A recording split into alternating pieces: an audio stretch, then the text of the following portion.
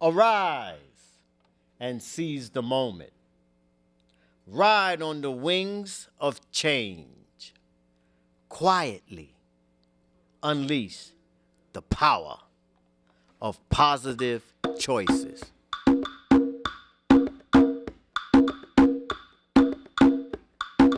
Positive voices on positive choices. Positive voices on positive choices. Positive voices on positive choices. Good evening. This is Positive Choices, and I'm MT Love. Today, I have a guest named Thelma Ruffin-Thomas. I've had her on my show many times, and she has a lot of information that she wants to talk about. Welcome, Miss Thelma. Thank Could you you. tell me a little bit of something about what you've been doing? I know you're such a busy person. Oh, thank you. Yes, I've had a very active. I don't think I saw you this year, so I'd like to just bring you up on some of the things I'm doing.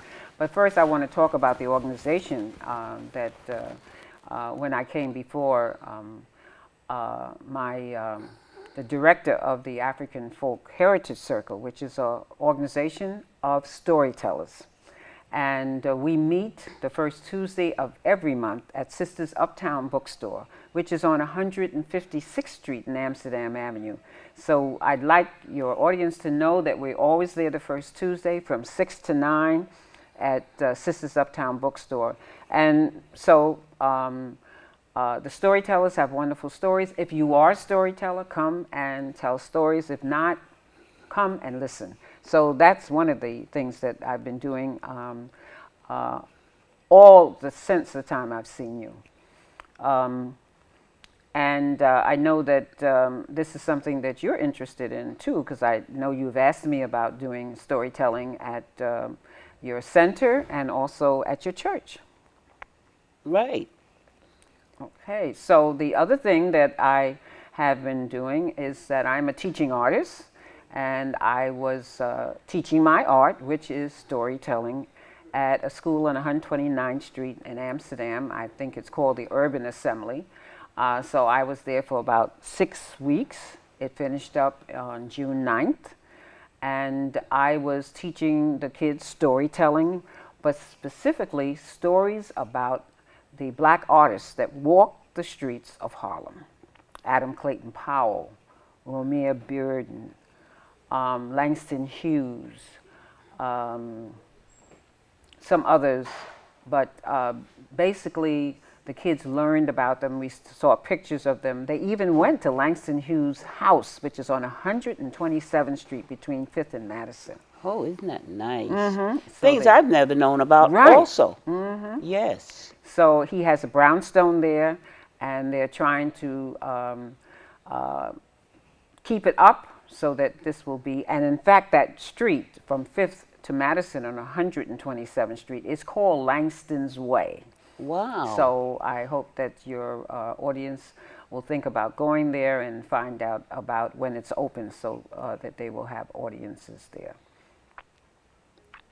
One of the other things I've been doing as a teaching artist is going to Las Vegas, an organization called Sprat. They hire teaching artists. The majority are from New York.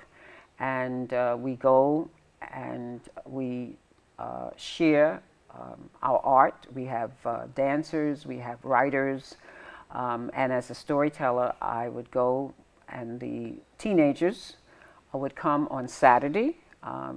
And then also on Sunday, we would go. So we have 2 classes on Saturday and 1 on Sunday. And it's intergenerational. Okay, I want to know, when you go to Las Vegas and when these children come, do they come like on a trip or they come from Las Vegas or any place through an organization? They are students who are I have a dream organization, which some people have heard of. And so they have programs after school. And in conjunction with that, they come to the Sprat classes, which are on Saturday and Sunday, and they have to sign up. You know, they just don't take any of the students. They have to sign up and be interested.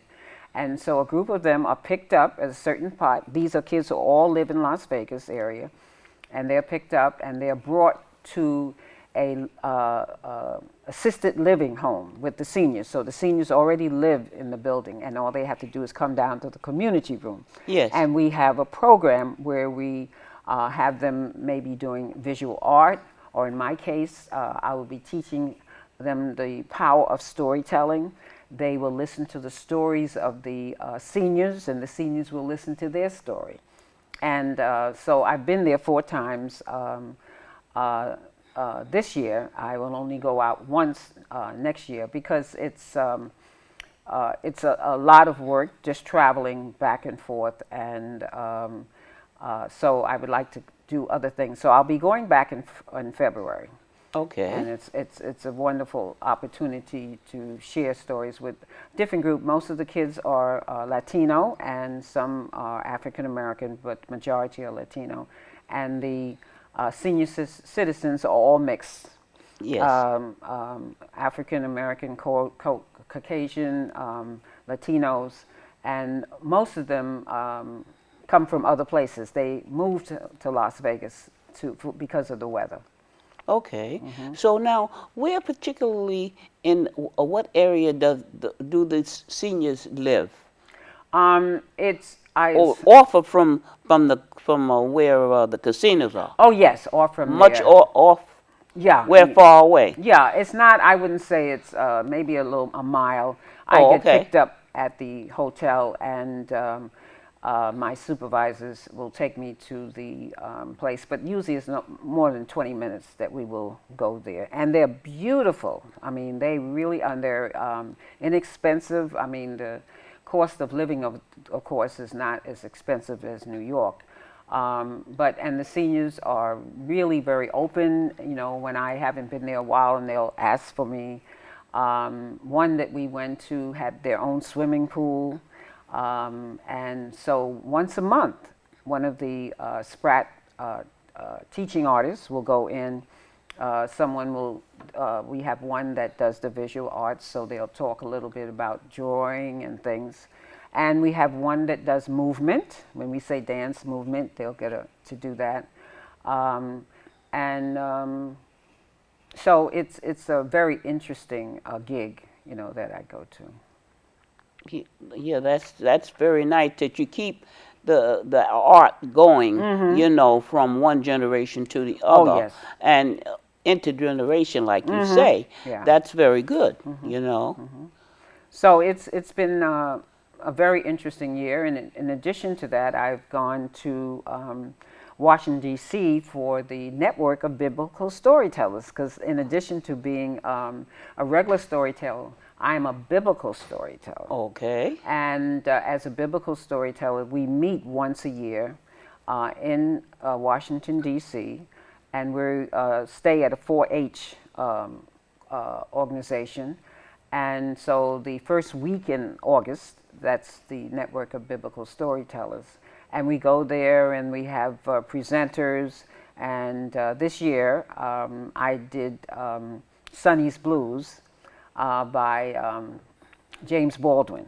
So I told that story, and then what you do is a parallel story, meaning that you attach it to a scripture lesson. Oh, okay. You know, so at this time, I gave out, you know, I said to the audience, you know, what scripture lesson do you think would go with that story? Yes. And it's a very sad story. For some reason, I do like sad stories. And it's about a teacher who reads in the paper that his brother has been arrested for drugs. He thinks about the relationship, the fact that the mother died when he was a teenager. Then the father had died earlier. He went to the army because it takes place during the Second World War. And while he was away, the mother died. So his brother is left. And he has to go and live with his older brother, who is the narrator of the story. And it doesn't work out. He does not get along. He wants to be a jazz player. And the family doesn't understand. So he goes in the Navy, and and then when he comes out, he dabbles in drugs and gets sent away to jail. Oh. So they connect while he's in jail. They connect again, and when he comes out, he comes and stays with his brother and his brother's wife and their 2 kids. And so the brother is afraid that he's going to go back on drugs again. And he doesn't quite understand his brother, but he loves him so much. Right. And finally, the brother takes him to a place in the village where he is known well as an excellent pianist, which his older brother didn't know.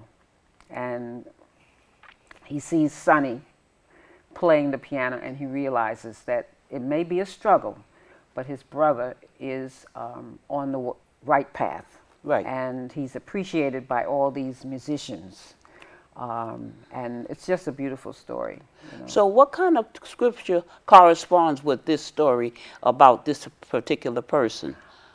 Did you have a scripture that was connected with that? Not that particular story? Yes, that story I had a scripture, but I think it came from the New Testament, and basically that we're all God's children, and to the fact that we not to give up, because he's in God's hand, and we may think that things don't change, but God has his own time that he will take care of a person. That's true. Yeah, because Sonny had to go through the process, and basically Sonny says to his older brother, you know, I know that you love me, and I can't say I'm not going to go back in drugs, but as far as I'm concerned, I need your love, and I need my your wife's love, you know, and now I have a community of jazz players, and I'm going to try to stay on the path. So the story doesn't tell you whether he gets off it or not, but it's one of James Baldwin's most beautiful story, and it's not well known. Okay. And that's why I wanted to tell it. Of course, yeah. Yes. So it was a wonderful time at the Network of Biblical Storytellers, and the next year that I go, they've already asked me to do Gossipy Ruth, which is a biblical story, but I do it in a gossipy way, talking about Ruth and Naomi.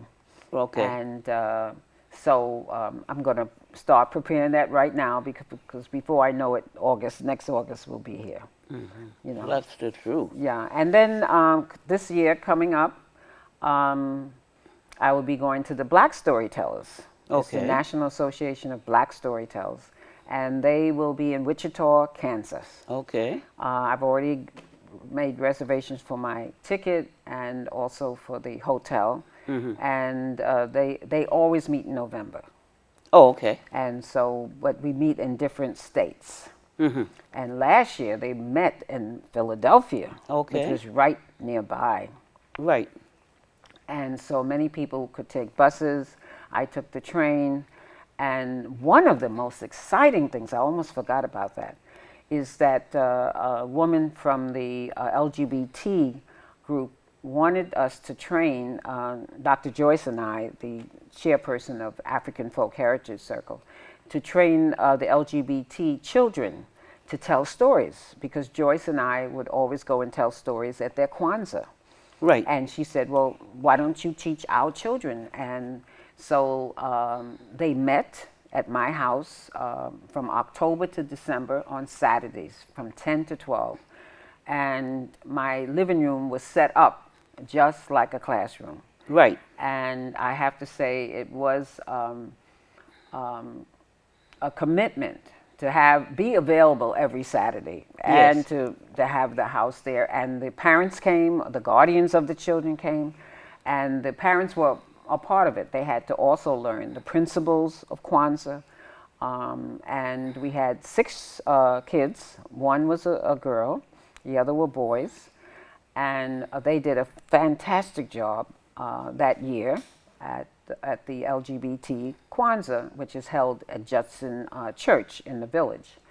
Well, the next year was when the National Association of Black Storytellers had their event in Philadelphia. So I came up with the idea of we need to show these children. We need to have them meet other storytellers other than myself and Dr. Duncan. So with the help of LGBT, it was a collaboration.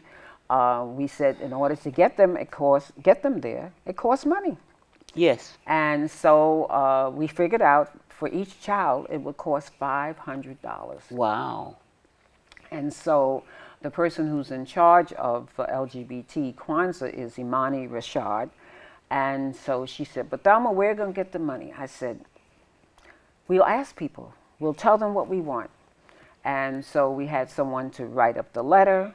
I'm pretty sure it was Dr. Joyce Duncan. And we had a list of people on our email from the African Folk Heritage Circle and the LGBT group. We sent the email out. We told them what we needed. We got $4,000. Wow. That covered their transportation, the hotel room, their food, Yes. and everything. You see that? And then when we got there, they allowed us to, we weren't on the program, but they allowed us to perform. And then a friend of mine who was there, a woman from Connecticut, handed me a check for $100.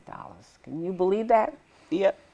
And so people said to me, how did you raise that money? When I was telling them that at the National Association of Black Storytellers, I said people believed in the children and they believed that Dr. Joyce and I would do what we said we were going to do.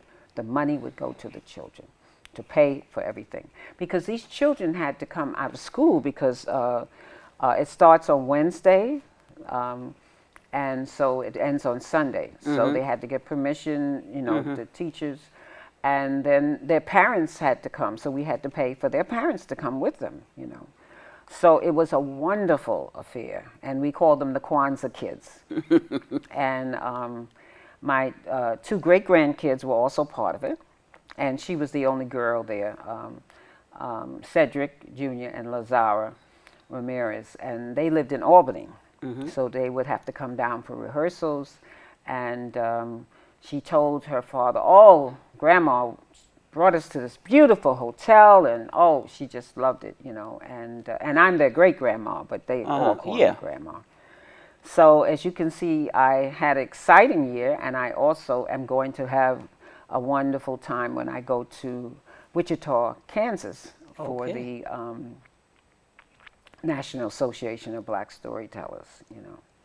So that's it. Oh, I forgot one thing. Swimming. You know I told you I was a swimmer. You did briefly tell me about you won some award or something. Oh, yes. Tell me about that. I want to know about that. That was held right after I finished with the teaching artists at the school. It's the second week in June, and it's held at Cortland University, which is up in Cortland, New York. It's a SUNY school, and it's the whole week. That's, I think, second or third week of June. And it's senior competitions. That means anyone who's a senior can compete. And they had basketball, they had archery, they had fencing, walking, all kinds of things, and swimming. Wow. And so you can compete in your age group. Right. So in my age group, I competed between 80 and 84. And so in 2014, I had gone, and to my surprise, I received a silver in my age group. And so this year, when I went, I said, well, I'm not trying for the gold, as my swim coach told me. She said, you're not trying to outbeat this one or that one. Right. Just try to get to the end of the thing. And I did. And I was totally surprised that I got silver again in thing. And as soon as I got back to the room, I called my swim coach to tell her. And she said, very good. And so I will go again. But now I have 2 medals. Oh, that's one so for nice. 2014 and one for 2017. And I'm so glad that a friend of mine told me about it. I had seen them compete in Long Island. They had the local one in Long Island. And then I went, as I said, in 2014 and competed, you know, myself. So I am very proud of my medals, and all my grandchildren are people who were forced, even if they didn't want to take swimming lessons. Okay. Because too many of our children drown because they Don't have. no, yes. because they think they can swim and they can't. Okay. So all of them, many of my grandchildren's parents really don't want to get up on a Saturday to take them to the class, but they have no choice because I pay for the swimming classes. And so one of my great-grandsons, Emmanuel, he called me one day and said to me, his grandmother who lives in Jersey had taken him for swimming, and he said, I treaded water for 5 minutes, Grandma, and I am going to be a lifeguard. I was so proud. Oh my goodness. He's got the message. You see that? Yeah, he's 10 years old, and so I am, very proud. And then the others will hopefully, swim. So any opportunity that I have to bring them together I will do so that they can get in there and swim with me. Oh, that's so nice. And they can naturally they can bring it over to other people too. To spread the word. Oh yes. Yeah. So it's important, and they want to learn how to swim. They Yes. really do, because it's a one. But they have to know how not to drown. That's the main thing I want them to do. So because they always ask me, Grandma, if I get into trouble, I say, you just float. Right. But you have to be relaxed to float. Right. And so that is a skill. It's not something you just wake up with. And so when they are here and during the summer, I always take them over to the city parks, recreation center. And near where I live, there's one on 26th Street between 9th and 10th. And I had Lazara and Cedric Jr. with me for one day, and I took them over, and they were just delighted. But they wanted to go in the deep water, and I said, no, you got to stay in the 4 feet until you learn how to swim. Right. So, and even I think it's better that they stay in the lower water too, because you never know, they could get a cramp or something. Oh yeah. You never know.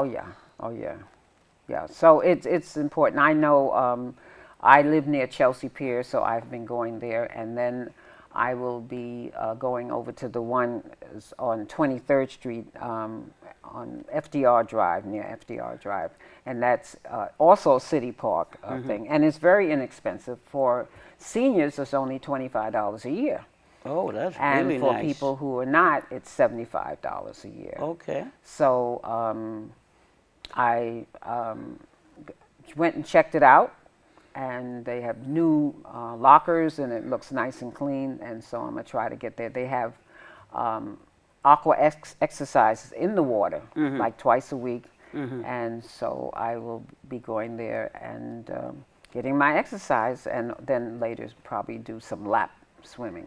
Okay. Yeah. So it's been a good year and a good life. Yes. A good life, So I'm looking forward to the Kwanzaa at your church. Yes. And also at the senior center that you have having, and you've asked me to come and tell the Kwanzaa principles. Right. That's right. Do you where is the senior center that you've asked me to come to in the Bronx? Oh, that's on Gun Hill Road. Gun Hill Road. Right, it's right next to Montefiore Hospital. Okay. Okay, right next to Montefiore Hospital on Gun Hill Road, and the other street is Jerome. Okay. Jerome, right in that area. Yes. And it will probably be the 20th of December. Yes. Right. Yeah. Yes. So and that's on a Wednesday. On a Wednesday. On a Wednesday. So yes. your audience will know that I'll be there with the Kwanzaa principles and stories, and we'll be around after lunch, about 1:30 or 1 o'clock, and it's free. Yes. So even if you're not a senior, folks in the audience, you can come and hear me, and there'll be other people there doing things, and hopefully you will have them, playing, drumming and things like that. So Yeah, that I should may be have nice. somebody that I know, a drummer that I had on my show. He goes to that center sometimes. Right, right. So they know him. But that has nothing to do with it. He's a talented person. Yes. And it fits into what? Kwanzaa. It You does. know, so. It does. Yeah. So that it should be great. Yeah. Yeah.